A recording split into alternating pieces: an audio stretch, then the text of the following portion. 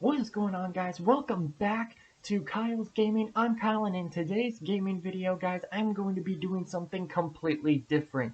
Today, I'm going to be going over what I think are the top 5 most pointless perks in Call of Duty Zombies. Now, before I begin, I kind of want to explain, first off, why I decided to do this, and just kind of explain what is going to be happening here.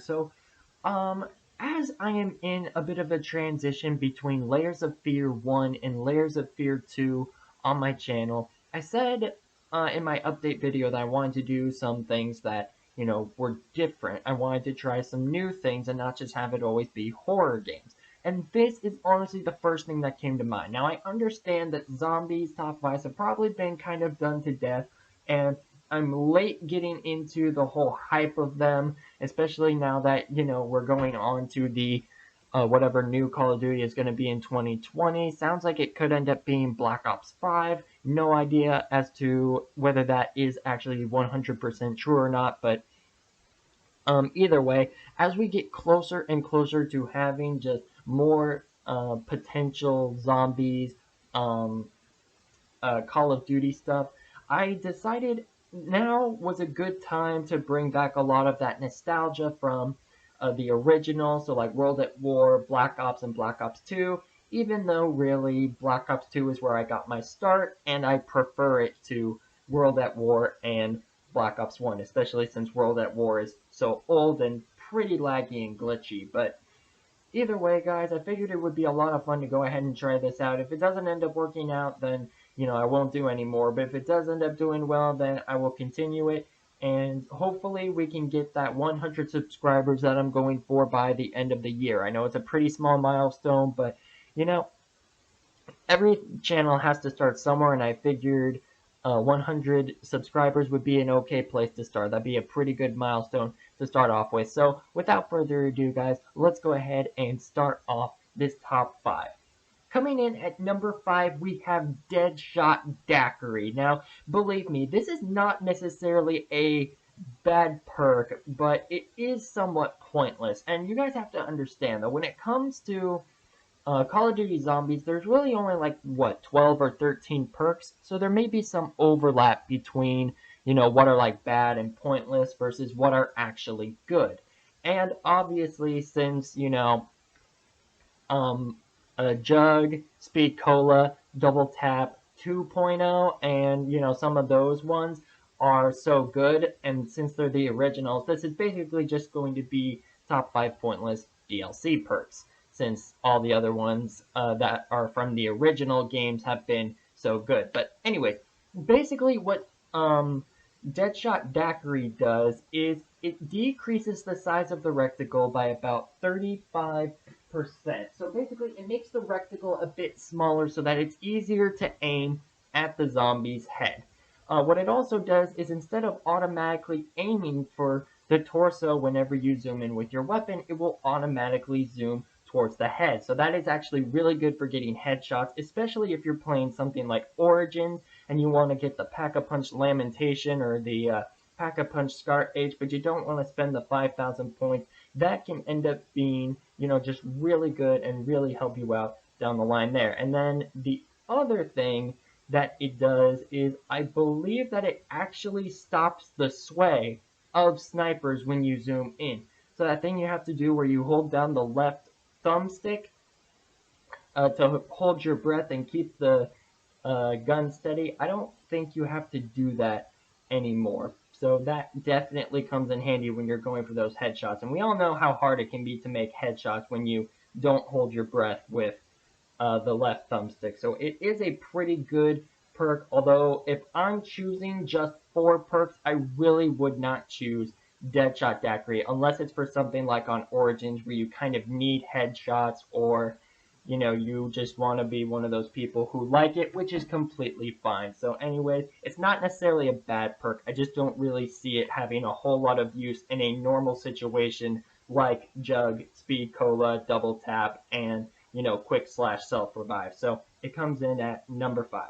Moving on down to the number 4 spot, we have Double Tap 1. Now, keep in mind that we are definitely not talking about Double Tap 2. And I understand that I am using Double Tap 2 gameplay, but that's only because I went to Black Ops 1 and I kept dying, so I could not get Double Tap 1 gameplay.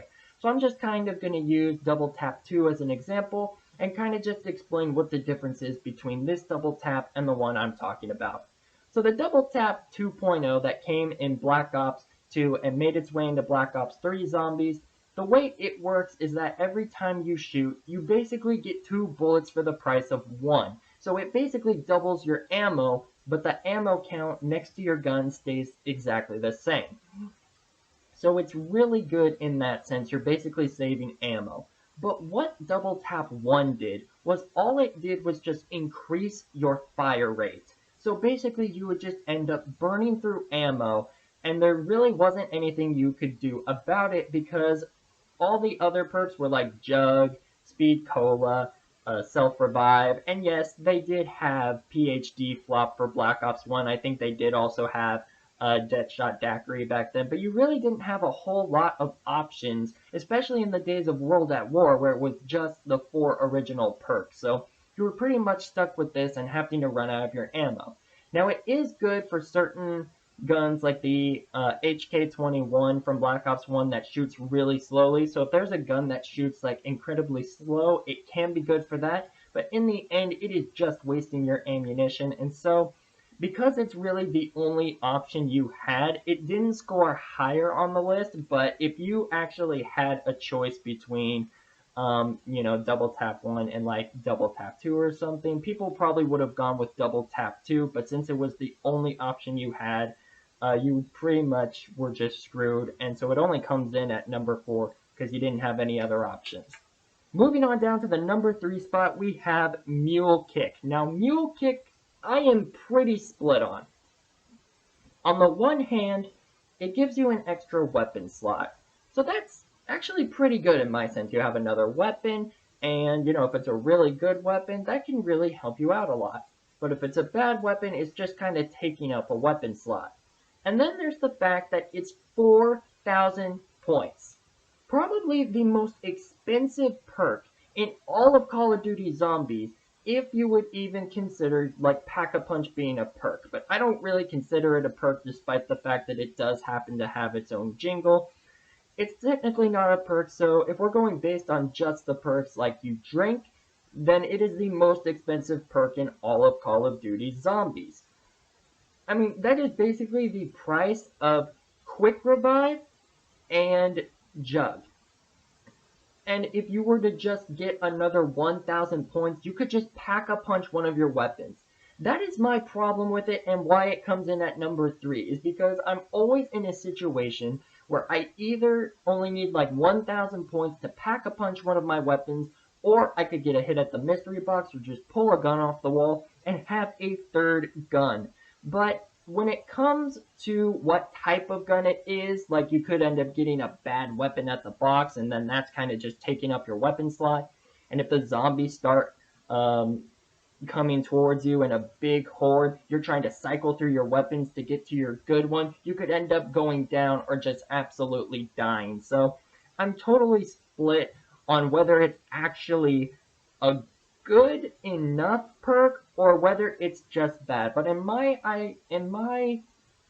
head, it's pointless because by the time you actually reach enough to buy the perk, you're only 1,000 points away from just going ahead and Pack-a-Punching, and in my mind, that is a lot better than going for a third gun, because you never know what kind of gun you'll get from the mystery box, and the weapons on the walls do not normally go from being bad to absolute awesome, unless it's something like the AN-94, which is my absolute personal favorite from, like Buried and Die Rise and everything. So in that sense, guys, it's just kind of pointless, and it comes in at number 3. Now for these next two, it was really hard for me to pick, but I had to go with Tombstone for the number 2 spot. And when I get to my number 1, I'll kind of explain more as to why I did not pick it to be number 2 and why I put Tombstone here. So basically what Tombstone does is, okay, first off, it's only available when you play with more than just one person. So if you're playing with 2 people, 3 people, or 4 people, then it's available. But if you're only playing by yourself, then it's not available. And here's why. The way it works is that you get Tombstone. You can have all your money, weapons, and everything, but you go down. And it says don't feed the zombies. So you could wait for somebody to pick you back up and revive you. But then you lose all your perks, and nobody likes that. So what Tombstone does is you can go ahead and feed the zombies, like I'm going to here in a minute. You can feed the zombies, and then it's up to the rest of your teammates to survive the rest of the round. And if they manage to survive the rest of the round, you will get back in the game. You will go to your floating tombstone, and you will get your weapons, your money, and all of your perks back except Tombstone, of course. So it actually is a pretty good perk. My problem with it is, despite the fact that it is only 2,000 and it gives you everything back, it's only on 2 maps, Town and Transit. And then my other problem with it is the whole fact of that they made a perk that you can't have in solo. I mean, at least with like quick/self-revive, it changes to match what's going on. If you're playing by yourself, it's self-revive. Granted, it leaves after you use it for the 3rd time, but it's still there. It doesn't just disappear. It doesn't not spawn in. It's still there. It's just in a different form. And if you play more than one person, it becomes quick revive. So it kind of adapts to what kind of game you're playing. Tombstone is just not there at all. And really, Tombstone is only good for when you start getting into some of the earlier rounds and you go down. Or actually, I guess Tombstone really could be good for like all of the rounds, because by the time that you actually go down and die and you feed the zombies and everything, by the time your buddies end the round, you're up and you can go and get your Tombstone just before they come in. But honestly, if they were only going to put it on only 2 maps in Black Ops 2, then there really was no point in them making the perk at all. And that is why it comes in at number 2. Now coming in at the number 1 spot, and honestly, this is one of the banes of my entire existence when it comes to Call of Duty Zombies, it's Who's Freaking Who. I don't even necessarily like to call it by its regular name, because it is just so pointless. Now, it's not necessarily the absolute worst perk in the game. I honestly would put that at Tombstone, but here is why I feel it's so pointless. Number 1, you have self-revive. You have self-revive, so why would you even necessarily need Who's Who? Because here's what Who's Who does. You go down, it basically turns you into a clone of yourself. And what do they give that clone?